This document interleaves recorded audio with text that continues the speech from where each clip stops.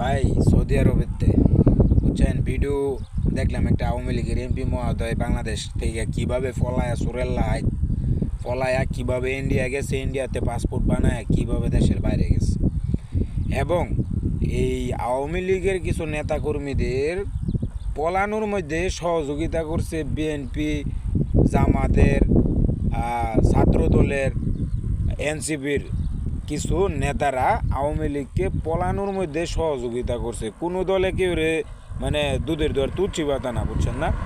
হয়তো বা দুই একটা ইসলামিক দল বাদে এই যে ছাত্র দলের কিছু লোকেরাও মনে করেন যে তাদেরকে পলানোর সহযোগিতা করছে, বুঝছেন কি কইছি?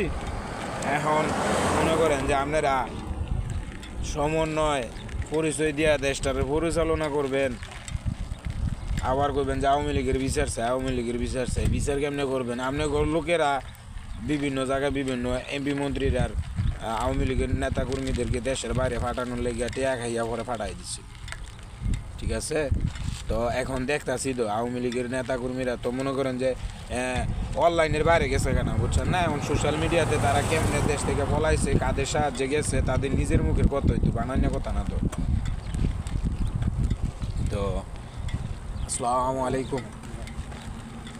তো আপনারা সুন্দর করে যদি দেশটা পরিচালনা করতেন তাইলে মনে করেন যে আজকে দেশেই থাকতে পারতেন। 2 নাম্বারই করছেন সব জায়গায় ওই।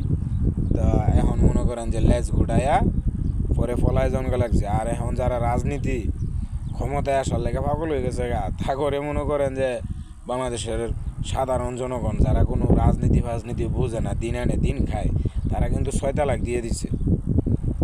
যেসব দল ক্ষমতায় না আসার আগে বাংলাদেশে এরকম বিশৃঙ্খলা, জায়গা জমি দখল, মাদক ব্যবসা, নারী ব্যবসা করতে পারে, তারা যদি ক্ষমতায় আসে তাহলে কি একটা অবস্থা হইব একবার চিন্তা করেন,